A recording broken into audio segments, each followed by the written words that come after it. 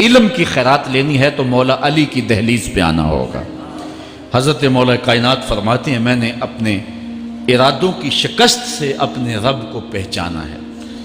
جو میں منصوبہ بندی کرتا ہوں نتیجہ یہ نکلے گا، میرا خیال ہوتا ہے یہ ہوگا، لیکن ایسا نہیں ہوتا، ہوتا وہ ہے جو رب کو منظور ہوتا۔ اس لیے میں اپنے ارادوں کی شکست سے اپنے رب کو پہچانا ہے۔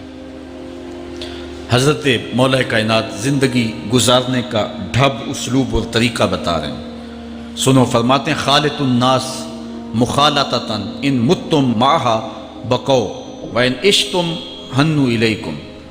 لوگوں کے ساتھ ایسی زندگی گزارو کہ اگر تم مر جاؤ تو لوگ روئیں کہ کوئی قیمتی متاع کھو گئی، اور اگر تم زندہ رہو تو لوگ تمہاری صحبت کے مشتاق رہیں، تمہاری مجلس میں بیٹھنے اور تمہارے پاس آنے کی آرزو اپنے سینے میں رہے۔ مرو تو زمانہ تڑپے، تمہاری موت پہ لوگوں کے سینے میں دل دہل جائیں، اور جیو تو لوگ تمہاری خدمت میں حاضر ہونا اپنے لیے ایک سعادت مندی سمجھیں۔ مولا کائنات رضی اللہ تعالی عنہ دشمن پر طاقت پانے والے کے لیے ایک نصیحت کرتے ہیں، فرماتے ہیں اذا قدرت علی عدوک فاجعل العفو عنہ شکرا للقدرت علیہ۔ جب تو دشمن پر غالب آ جائے تو دشمن پر غالب آنے کا شکریہ کیا ادا کرنا ہے۔ دشمن ایک بہت بڑی مصیبت ہے، لیکن دشمن زیر دام آ گیا اور وہ تیرے قابو میں آ گیا اور اس کا سر تیرے پاؤں تلے ہے۔ اب اللہ کا شکر اس حال میں کہ مالک تو نے دشمن پر مجھے غلبہ دیا، طاقت دی، تو شکر کیا ہے؟ تو حضرت مولا کائنات فرماتے ہیں دشمن پر غالب آنے کا شکریہ یہ ہے کہ دشمن کو معاف کر دو۔ یہ بڑے لوگوں کا شیوا ہوتا ہے، جب دشمن قابو آ جائے تو پھر اس سے درگزر کرنا، یہ اللہ تعالیٰ کا شکر ادا کرنا ہے، یہ اللہ تعالیٰ جل شانہ کی اس کرم نوازی کا شکریہ ادا کرنا ہے۔ زہد کیا ہے؟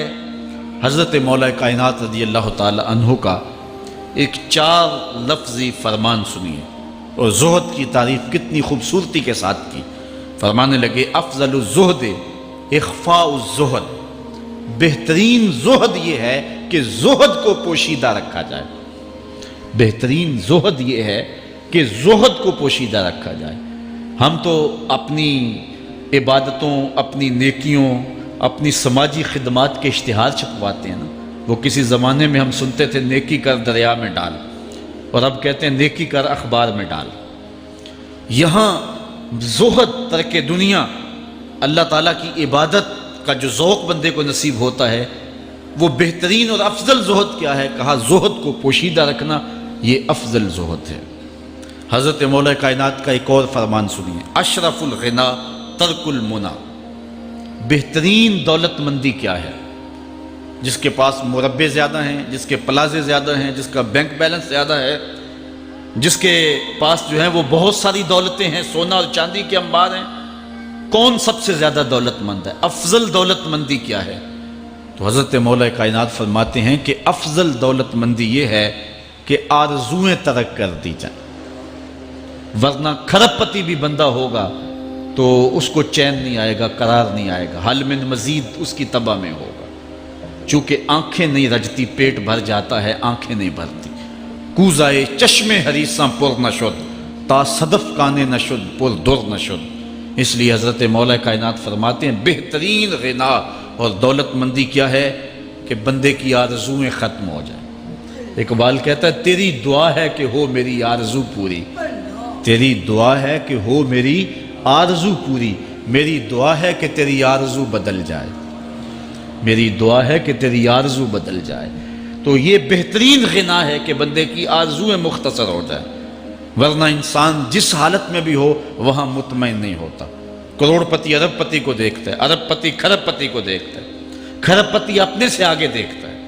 اس لیے جب آرزویں مختصر ہوں گی تو بندہ جس حالت پہ بھی ہوگا راضی ہوگا، اور بندہ اپنی حالت پہ راضی ہو جائے تو یہ اللہ کی رضا کا سبب ہے۔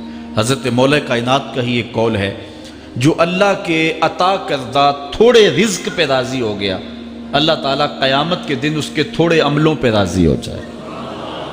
یہ اللہ کی کرم نوازیوں کے رنگ ہیں۔ حضرت مولا کائنات کی ایک اور حکمت آمیز بات سنیں۔ فرما رہے ہیں سیئات تسوءک خیر عند اللہ من حسنۃ توجبک، وہ برائی جو تجھ کو پریشان کر دے، دکھی کر دے، اذیت میں مبتلا کر دے، وہ گناہ جو تیرے ضمیر پہ بوجھ بن جائے، تو اپنے آپ کو حقیر سمجھنے لگ جائے، چھوٹا سمجھنے لگ جائے، گناہگار سمجھنے لگ جائے، جس برائی سے تجھے دکھ پہنچے وہ اس نیکی سے بہت اچھا ہے وہ تیرا برائی کرنا جو تجھے تکبر میں مبتلا کر دے۔ جس نیکی سے تو متکبر ہو جائے، انسان کو انسان نہ سمجھے، مخلوق کو کیڑے مکوڑے سمجھے، اپنے سجدوں پہ ناز کرے، ان سجدوں سے وہ برائی بہتر ہے جو تیرے اندر عجز پیدا کر دے، تیرے اندر نرمی پیدا کر دے، تیرے اندر جو ہے وہ ایک رقت پیدا کر دے۔ وہ برائی جو ہے وہ اس نیکی سے بہتر ہے۔ حضرت مولا کائنات کا ایک اور فرمان دیکھیے، لا غنا کل عقل ولا فقر کل جہل ولا میراث کل ادب ولا ظہیر کل مشاورہ۔ کتنی خوبصورت باتیں ارشاد فرمائیں۔ فرمایا عقل جیسی دولت کوئی نہیں، عقل جیسی دولت کوئی نہیں ہے، اور جہالت جیسی غربت کوئی نہیں۔ جو شخص جاہل ہے وہ کروڑوں میں بھی کھیلتا ہے تو وہ غریب ہے۔ اللہ نے عقل کا چراغ دیا ہے تو اس کے پاس دولت نہیں بھی ہے تو عقل بہت بڑی دولت ہے۔ تیسری بات، ولا میراث کل ادب، اور ادب جیسی وراثت کوئی نہیں۔ ایک بندے کو ادب کی دولت مل گئی تو اس کو سب کچھ مل گیا۔ آج جس دور میں ہم جی رہے ہیں اس دور میں ہم سے ادب چھینا جا رہا ہے، بڑی باریک سازشیں ہو رہی ہیں، آنکھوں سے حیا نکالا جا رہا ہے، بوڑھوں کا، بزرگوں کا۔ یہ ماہ رمضان کا کتنا حیا ہوا کرتا تھا، اگر کوئی بدقسمتی سے روزہ نہیں رکھتا تھا تو وہ سامنے کبھی کھاتا ہی نہیں تھا، اسے رمضان کا حیا مارتا تھا۔ لیکن آج لوگ کھلے بندوں نہیں کھا رہے، حیا ہی اڑ گیا آنکھوں سے۔ اس طرح اہل بیت کا حیا آنکھوں سے نکل گیا، اصحاب رسول کا حیا آنکھوں سے نکل گیا، نبی کا حیا لوگوں کی آنکھوں میں نہیں رہا۔ بے ادبی کو فروغ ہے، اور نبی کے بارے میں ایسی ڈٹائی سے بات کرتے ہیں جس طرح عام آدمی ہو گئے۔ یہ بے حیائی کا اور بے ادبی کا دور ہے، جبکہ ادب ایک بہترین وراثت ہے۔ اگر آپ مجھے پوچھیں کہ دین کیا ہے، ایک تو ہے کہ 3 گھنٹے کا آواز کیا جائے کہ دین یہ ہے، اور ایک ہے کہ 2 لفظوں کے اندر بتایا جائے دین کیا ہے۔ تو اگر 2 لفظوں میں بتانا چاہوں تو اقبال کا لہجہ ادھار لینا پڑے گا۔ اقبال کہتا ہے دین سراپا سوختن اندر طلب، انتہائش عشق آغازش ادب۔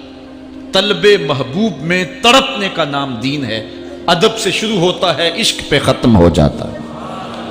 جس دین میں ادب نہیں ہے وہ دین نہیں، چاہے صحابہ کا ادب نہیں، چاہے اہل بیت کا ادب نہیں، چاہے انبیاء کی ذوات کا ادب نہیں۔